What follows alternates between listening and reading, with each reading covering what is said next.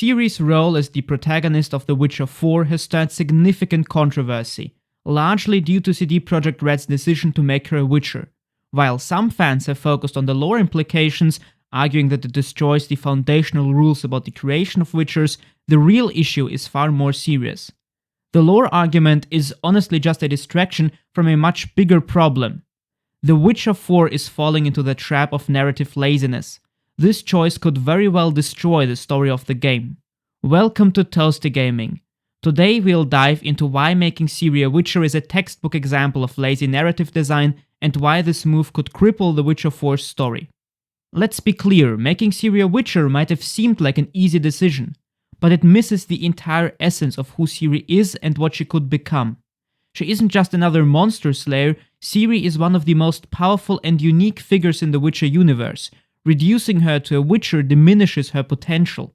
There are key three aspects of Ciri that allow her to fundamentally reshape the entire continent.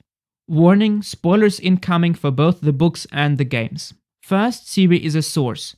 This means she possesses innate magical abilities, potentially even the ability to foresee the future, as we saw in Blood of Elves. She renounces her magic in time of contempt, but the potential still remains. Ciri's magic is a crucial aspect of her character, especially the decision to renounce it, yet The Witcher 4 seems to do nothing with it. Second, Ciri is no ordinary source. She is the descendant of the elven sorceress Lara Dorren. This gives her elder blood, which grants almost godlike abilities, among them the ability to freely travel through time and space, but also many more. Sure, she still needs to train them, even at the end of The Witcher 3, but those powers are there, and they have a lot of potential, as everyone who played The Witcher 1 knows. And yet in The Witcher 4, instead of exploring those abilities, we get Ciri hunting random monsters. That's a major missed opportunity. Third and most crucial, Ciri is the rightful heir to the Nilfgaardian throne. Nilfgaard is the most powerful empire on the continent. Sure, in the book Ciri shows very little interest in ruling, but The Witcher 3 made it clear that she had the potential to ascend the throne, especially considering that all endings in the game are canon.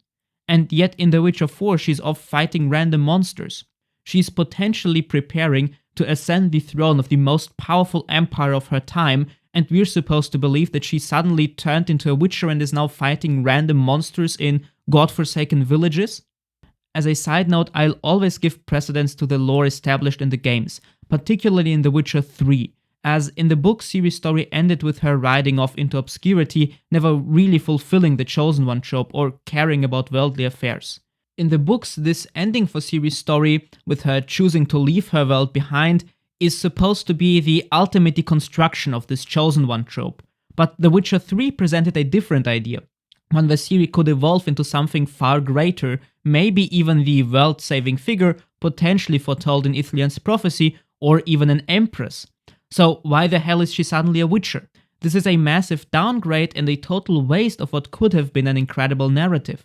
Of course, you could argue that Ciri could still follow those storylines even as a Witcher, but realistically most of them are closed off by her taking the Trial of the Grasses, and even more importantly, from a narrative design standpoint, explaining why she suddenly decided to turn into a Witcher when she was preparing to ascend the throne of Nilfgaard or struggling with her godlike powers will take away so much time in terms of writing or in terms of explaining that decision that there just won't be enough energy there to really explore the other far more interesting and more established avenues of her character.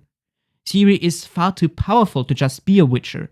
In The Witcher 3, her challenges were meant to threaten the entire continent. Her elder blood is tied directly to Ithlinne's prophecy, the one about the world's destruction. Instead of dealing with her godlike powers and the weight of that prophecy, we get her facing some generic monster in some generic village during the reveal trailer. Let's call it what it is. It's lazy writing. The Witcher 4 had a golden chance to dive into Ciri's complex struggle with her powers, her burden as a potential ruler and the weight of her role in Ithlinne's prophecy. But instead we get her running around as just another Witcher. This isn't just a missed opportunity, it's a disservice to Ciri's character. Ciri has always struggled with the burden of immense power. In the books she's viewed as a pawn by most of the world. Used, abused, manipulated and controlled by people who see her as a tool for their own agendas. The only ones who genuinely care about her are her family and close friends, Geralt, Yennefer and a few others. Ciri never wanted to face her destiny and in the end chose to fade into obscurity. In The Witcher 3, this narrative was slightly altered as Ciri began to take control of her destiny. Her choice to stop the White Frost wasn't dictated by prophecy or anyone else, it was her choice. But now in The Witcher 4, instead of continuing that arc, we are left with Ciri as just another monster slayer. She's stripped of everything that made her compelling. Turning Ciri into a Witcher erases everything that made her unique. It nullifies the complexity of her character, the constant tug of war between her godlike potential and her reluctance to embrace it. The driving conflict of her story, whether she'll fulfill her destiny or choose to vanish into obscurity, is completely discarded. Instead of a character who could shift the balance of power in the world, she is reduced to just another Witcher wandering from village to village. This isn't a starting point for Ciri, it's an end point that betrays everything she's been through. It's honestly frustrating that Ciri is being turned into a Witcher. It's a form of character regression, a variant of her choice to fade into obscurity, yet The Witcher 4 is trying to present it as the beginning of a new story. There's a reason why neither the books nor the previous games focused on Ciri fighting random monsters. It doesn't drive her plot forward because it has nothing to do with her actual problems or struggles. Making Ciri a Witcher is lazy because it's easier to write a story about a Witcher slaying monsters than it is to create a narrative that deals with Ciri's unique challenges and her enormous potential. Writing a story where she struggles with her role as Nilfgaard's heir or comes to terms with her immense powers would require effort, creativity, and respect for her character, but it's much easier to just turn her into another Geralt with tits. Now, some might argue that a Witcher story should involve a Witcher doing Witcher things, like killing monsters, and yes, that's true, but Ciri just doesn't fit that mold. This has been made abundantly clear in both the books and The Witcher 3. If CD Projekt Red is going to make Ciri the protagonist of The Witcher 4, they can't just bastardize her character to fit the Witcher formula. Good writing would have involved CD Projekt Red finding a way to tell a story that would satisfy long-term Witcher fans who are used to Geralt solving problems with his swords, while also respecting Ciri's character, one whose problems revolve around world-ending prophecies and an empire trying to make her an empress mostly against her will. If CD Projekt can't figure out how to square that circle, they should have chosen a different protagonist, which leads us to another massive concern with The Witcher 4's narrative: uncontrolled hubris. In a recent IGN interview, franchise and lore designer Cian Maher claimed that all of The Witcher 3's endings will be canon in The Witcher 4. That's a ridiculous overestimation of what's actually possible in writing, or more realistically, it means that all the previous Witcher games won't matter anymore. Let's just remind ourselves of the three possible endings for Ciri in The Witcher 3. In one ending, Ciri dies, which is now apparently no longer true. In another, she takes the Nilfgaardian throne. In the final one, she chooses to live on the road with Geralt. These three endings cannot coexist. You can't travel from village to village slaying monsters while preparing to ascend the throne of Nilfgaard. This just highlights CD Projekt Red's laziness, as they refuse to answer the important question: who is Ciri by the end of Wild Hunt? The Ciri who chooses to become Empress is entirely different from the Ciri who rides off into the sunset to live a free and happy life on the road.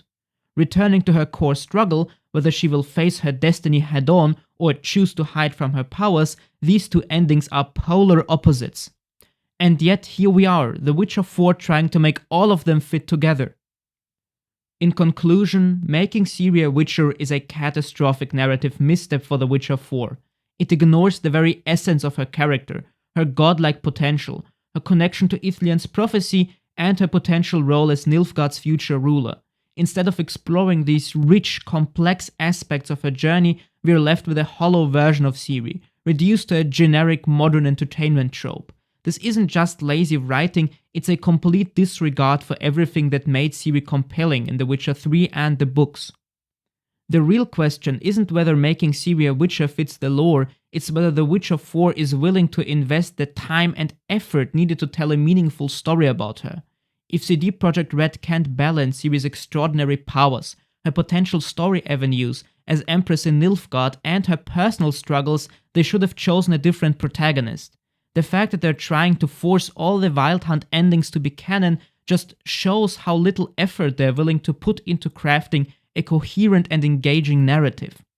The Witcher 4 could have been an opportunity to expand on Ciri's complexities, to explore what it means to be a chosen one, a savior, a ruler, or what it means to face the weight of prophecy and turn away. But instead it risks becoming just another generic modern-day action RPG with a protagonist who feels like she has no place in her own narrative. That's not the story we need, and that's not the story Ciri as a character deserves. CD Projekt Red will either manage to somehow respectfully and capably handle Ciri's character, despite turning her into a Witcher, which seems rather unlikely, or they will end up releasing lukewarm AAA slop. One thing is clear: the quality of The Witcher 4 and the legacy of the games hinges on the quality of Ciri's writing. Thanks for turning in to Toasty Gaming. Let me know what you think about Ciri's new role in The Witcher 4 in the comments down below. Does it make sense to you, or do you agree that it's a step backward for her character? Don't forget to like, share, and subscribe for more in-depth discussions on all things gaming. Until next time, cheers!